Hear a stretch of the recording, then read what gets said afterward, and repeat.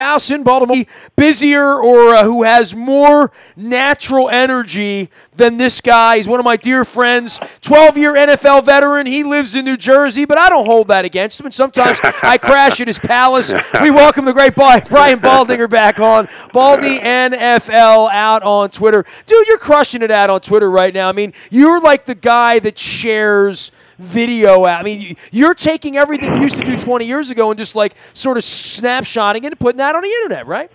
You know what, Nasty, thank you for the mention, and always good to join you. Hey, at Baldy NFL, hashtag Baldy Breakdowns. You know, here's what's going on, Nasty. The game moves too fast. It's too complex, and it moves too fast, and I don't care what level of fan you are, you can't see what's going on. You can't digest it all. And so what I'm doing here at NFL Films, I'm slowing it down, and I'm taking certain plays out of games, the good, bad, and ugly, phenomenal efforts, great design, incredible execution, things that you need to see as a fan to really learn about your team, to learn about your fantasy team, whatever it might be. And I'm giving it to you in 30 to 45-second snapshots all day long here. And it's interactive. I mean, fans are hitting me up, and I'm like, okay, here's the play. This is what happened. This is what you think you saw, but this is what really happened. And I'm just giving them the game here in little vignettes all day long, all day Monday and Tuesday, and I think it's the best thing for fans in the NFL right now because they're really seeing what's going on. You have hit a lot this week on Deshaun Watson and his growth, even in a loss, and there are no moral victories in the league, as you well know, but it looks like they got a quarterback in Houston, right? Maybe that's the biggest story in the NFL other than the running game of the Kansas City Chiefs, but that this kid might be a good player, right? Yeah, no, I mean, what we saw in the national championship games, if that's all you ever saw him in, at Clemson, against Alabama, championship game 1 and championship game 2, if that's all you saw, you thought, wow, the guy's got some magic dust in his shoes, like all the cliches, but he's more than that, man. His growth between start 1 and start 2, I mean, it's an incredible leap against a very savvy Patriot defense with a lot of good players. And I'm just watching some of these throws, the things that he never did at Clemson. Get underneath center, play action pass, turns back to the defense. All these, like, great ball handling, all the things he wasn't asked to do at Clemson, he's doing. And that shows you commitment, intelligence, competitive fire. He's got all of that. And he's getting the ball to his wide receivers, And when you get the ball to your wide receivers on a regular basis down the field, you start scoring, 30 points a game.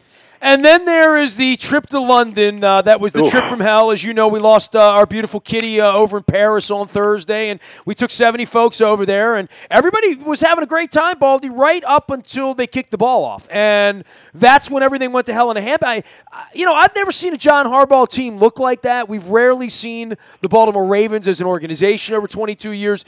I mean, you just don't look up and see your team getting their ass kicked 44-0 when you're a Baltimore football fan, and certainly not in London. And Baldy, I know I've talked to you about this at length, and you are the travel dog. You've been all over the world. You were over there 20, 25 years ago laying a lot of the groundwork with the World Football League about all of this. But we took the largest contingent of Raven fans ever. 20,000 of our fans went over there, and it really was. And I really was kind of bolstered by riding the subway on Sunday morning. I tried to take pictures with a fan from every team. I did it before I got off the subway. Like, literally, football's real over there, dude. And the Ravens laid the stinker of all stinkers in the history of the franchise in front of 20,000 fans that dropped $5,000 and more to go over there and watch them play a game that they didn't even show up for.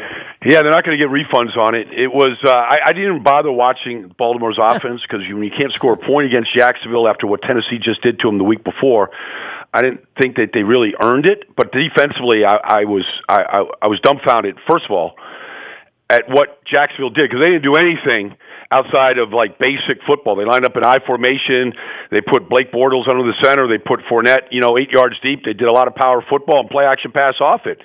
And they made Blake Bortles look like he was Dan Marino on Sunday. And I didn't think anybody was capable of doing that. And, look, sometimes you get it all out of your system in one game, and maybe, hopefully, for a Raven fan, that's all it is just one game. But Jacksonville out-executed them, every step of the game. They ran by the wide receivers from, Marquise Lee. They ran by the defenders. They blocked them up front. Misdirection. They got them. It was probably the best game Jacksonville's ever played. You know, right? I thought that. I mean, I thought, man, they're making Blake Bortles look like Joe Montana, right? No, they did. They did. I mean, you know, just the shots that he took, and he got the ball out of his hands, and they made it. You know, he made it look pretty easy, and I didn't think anybody could do that to Blake Bortles. So it was a game. I'm not sure what you do if you're the Ravens. You make them watch the stinker, and you make them cringe. You know, at every single turn, at missed assignments, a lot of missed assignments. You know, tackling, the whole thing was bad. But, you know, one game doesn't make a season, so they're still 2-1, and, you know, you got to hopefully learn from that and make sure nobody ever does that to you again this year. Baldy, I tweeted out when it was like 20-0, or maybe it was 23. I'm not sure. I sort of lost count. That, well, this is kind of what happens when you lose your $10 million Hall of Fame guard in Marshall Yanda. Yeah. And I don't know if he's a Hall of Famer. I'll let you just disseminate that. But then there's Brandon Williams, and you pay him $12 million and say, why do you need him around? Then Brent Urban goes down, who was the real comer on this defense, the guy that had really turned the corner to become a guy that they thought would be a really good football player. Now he's got the Lee Frank injury. It is. The injuries, it is real, and the next man up works until you actually have to go get somebody. And like this poor kid from the UK, Eliminor, who went in there and was just overmatched. There's no question. I mean, you know, the Ravens have let a lot of good offensive linemen go. I mean, Kelechi Osemele, Gary Wagner was a fine right tackle. They've had a ton of injuries up front. But when you lose Yanda, you need one guy. You need one that sets the tempo, not just game day, but every day in practice. That's the toughest guy on the offense right there. Him, Flacco. I mean, those guys, you build your team around guys like that. They're just pillars of strength. You know, I mean, Marshall Yanda last year, look, he has a dislocated shoulder, whatever the labrum tear, whatever's on his shoulder. He goes the other side to protect the shoulder and never loses a snap. I mean, those guys, they're not just hanging around, you know, facilities. I mean, there are only a few of those guys. I mean, he could play in any era. He could be in the black and white era of 33rd, you know, down there in Memorial Stadium. He could be playing. But you lost him. Now I have to figure out a way to, you know, play without him. And Brandon Williams was playing great football in the first 2 weeks, and he's a tone setter and he's a difference maker. And so there is a trickle-down effect. There is, it is real, as you say, and how they overcome that right now really determines the fate of this season. Such a huge week, Baldy. Steelers, Ravens, obviously on the back end of all the knee, and we'll get to the knees and Villanueva and Ben Roethlisberger and all that, but just on the field, both of these teams went out as part of the pregame. The Ravens were among the first team to take the knee early in the day and the lock arms, and then the Steelers had a meeting, and they were going to stay in the locker room, and they didn't. Both of these teams took a lot of heat on, from the knee, and then went out and laid eggs. And in the case of the Steelers, I don't know what's going on with their offense. I hope it doesn't get better this week, though. Well, I would really look at their defense because Chicago Bears ran the ball every way you can run the ball with Jordan Howard and Tariq Cohen, and they ran the ball right down their throats. They ran around the outside. They blocked them up front, and they looked fairly disinterested. They didn't look like a Steeler team, tackling, getting off blocks, and I mean, they didn't stop the running game from start to finish. And so that would be the first question. Now, offensively, Ben has not had a big game yet. They've got some of these weapons back and the same offense line and all that, but they don't look like the same team that we saw deep in the playoffs in the AFC Championship game a year ago. They just don't look like. Now, does that have anything to do with what happened pregame? You hope not. You hope that once you got to the ball was kicked off, that it was just all about the game. But I don't know. I'm not there, and I don't know how that sort of rattles around inside people's brains and what their cause and what they're trying to say. I don't know if that is a carryover. I just hope that around the league that whatever stance teams or players are making, that there is no carryover to game day. Well, and this is a real test for leadership, right? I mean, you obviously have been a Caucasian all of your life. You obviously played with men of color in your era, and obviously there was left and right and wrong and all, and across a locker room, across any workplace, there are going to be differing opinions. How it's managed team to team here, and how black coaches and white coaches and black players and white players and right and wrong and country and city, it's always been that way. It's a league that's always been that way. But I would think this week, maybe more than ever, personalities, opinions. I always tell the story about Brian Billick with the 2000 Ravens team. He had two different church groups, literally two different, groups of chapel where they didn't agree on things or how to do things, and it became troublesome. This is for every team across every group of leadership. Every locker room is going to have to deal with this week. Evidently. I mean, if you hear all the reports coming out, I don't believe that politics and sports, mix real well. I think fans just want to watch the game. I think by and large, most players and coaches want to get to the business of the game and preparing for the game. But when there are bigger issues out there than the game, it's not in the coach's manual how to handle it, but it has to be handled properly. And so you're seeing different ways of going about doing it. It's obviously the topic of discussion. It's the lead story in the NFL right now. It's not going to go away. You can't sweep it under the rug. And so I've always found that John Harbaugh had a great feel for his locker room and differences that exist. And I think he's always handled things really, really well. I thought Brian Billick did a lot of great things, too, in that department. But your leadership will get tested, and we'll see what the fallout is.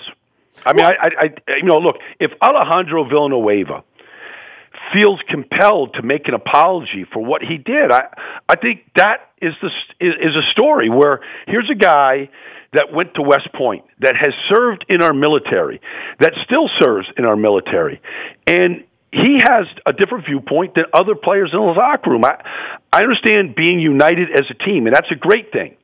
I also believe that players should have their own beliefs and be able to stand up for those beliefs. Well, Baldy, how does it work for you if your coach said to you, we're staying in here, we're not going out for the anthem at all, and if you felt strongly enough that you wanted to go out there, I don't know how to rock that boat in the same way that as a Latino, which is what I am, that if I was on the San Francisco 49ers, whether I would have taken a knee or not, I'll tell you this, if I was on the Ravens on Sunday, I would have taken a knee, white or black or whatever. I would have either done it all together or not at all, and I don't see the knee as nearly as disrespectful as it's being stated toward the military or toward the flag. Or I've always thought of taking a knee as something humble people do. It's something you do before God, before someone reverent, before the person you want to marry, before your mother even. I don't see that as desecration or disrespect or spitting or urinating, but obviously it's been portrayed as that, but it was never intended to be that by Kaepernick or by the 250 guys that did it over the weekend. Well, what's happening here, Nestor, is exactly what you're saying, though. It's up to interpretation. Is there a right or a wrong interpretation? I mean, players are going to, and fans, and military personnel, and the police force. I mean, there's different interpretations to all of this. And is there a right or wrong way? And is one way disrespectful and is another? I don't know what the answer are. I mean, you just stated your opinion very clearly. But until we can just live with our feelings and state our opinions without being vilified, then I think we've got bigger issues than we possibly think we have. Yeah, taking a knee is a lot different than standing there with a middle finger to the sky and saying, I don't like this place. I think it's more, I don't like some things about this place. Look, for Goodell and for the management of the league and the ownership of the league and the players to have some sort of unified front this week, and I do know, you work in and around the league and are employed in and around the league, but it's very rare to see this many people on the same side of an issue in this way. Well, the irony to the whole story is that we never showed the national anthem on television. Right. I did games at Fox for 12 years on Sundays. I mean, we had a very specific itinerary about what we did before the game. From the national anthem, we went to commercial, we came out, we did the coin toss, and we kicked the ball. I mean, it was at 04, whether it was 1 o'clock or 4 o'clock, I mean, at 04, we kicked. And the national anthem was played inside the stadium, and the fans at home never saw it, never heard it. And so now, it's the story of the game. And so how do you get back to the game? I mean, that's really what the league has to try to figure out and what teams have to figure out right now. Baldy, what do you love about the league this year? Any thoughts about play on the field? I know offensive line play has been a problem. I mean, maybe that means defensive line play is good. No, not really. Look, I've been saying September's the new, September's the new August, so nobody plays in August, and so you need 2 games right now. And some teams, if you look at what Carolina did last weekend or what Cincinnati has kind of struggled with, you might need 3 games to get it right. But that's the reality. Dan Quinn is a pretty forward thinker down in Atlanta, and he has really petitioned the commissioner for special practices in the off season and during the season, where offensive linemen and defensive linemen can put shoulder pads on and helmets on and go work on the basics of the game. Go work on blocking and getting off blocks and taking on double teams, because if you can't practice those things, then those things which are basic fundamentals to running the ball, protecting the quarterback, those things just completely get whitewashed, and you don't see the ability to be able to do those. And it shows up around the league right now. And so I hope that they can get to that, where they can do special fundamentals the way you have to work. And the only way to become a better right guard is to play right guard. But if you're standing around in shorts and walking through and you got a helmet on, you can't work on those things, then those skills are going to erode. And that is what has happened. Well, I mean, no one would know it better than you. Were you overworked in your era as you saw it, or you don't think about it in those terms back in that day? Well, I don't think about it. I mean, we were, in comparison, yeah, we were overworked. But I also felt like I needed a lot of work to really sharpen my toolbox of fundamentals and techniques.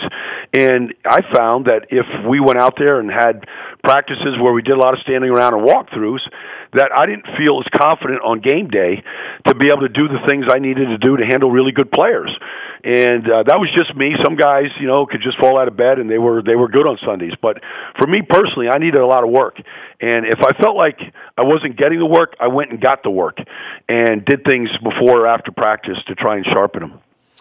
For you, with I guess good things and bad things, there are some bad teams, and I guess aging quarterbacks. I mean, we're asking questions about Ben Roethlisberger right now, especially when Le'Veon Bell can't run the ball. We're asking questions about Eli Manning right now, and I guess at some point Phillip Rivers' name will come up into that, and Carson Palmer's name's got to come up into that. We're starting to see some aging guys in their 30s, right?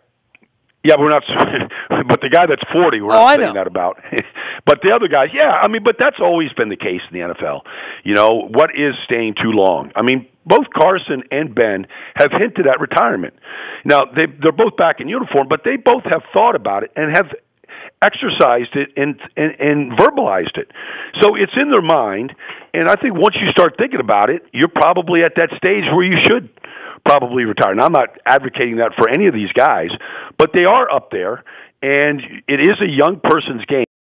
You've got certain rules in place and that kind of thing. But, if you look at Carson Palmer and you take David Johnson out of that offense, who replaces the 2,000 yards that he gained last year? The safety valve, the running. I mean, they don't have that player. The Giants have virtually no running game. You're going to ask Eli Manning to go win the game for you right now. That's going to be hard. And so that's where the league is. You got to find that balance. They got to get the running game going back in Pittsburgh. And you don't play in preseason, and you miss the first game of the season, and that's where Pittsburgh is. But I believe that offense will wake up. He is Brian Baldinger. He is Baldy NFL out on Twitter, and he is Baldy's Breakdowns as the hashtag for all the stuff that he's doing, breaking down film, just living in the basement and sharing tape with you out on the internet. That's all you do, right? Mondays and Tuesdays are your day when you do that, right? Yeah, I put about 20 hours in here, Monday and Tuesdays, Nesty.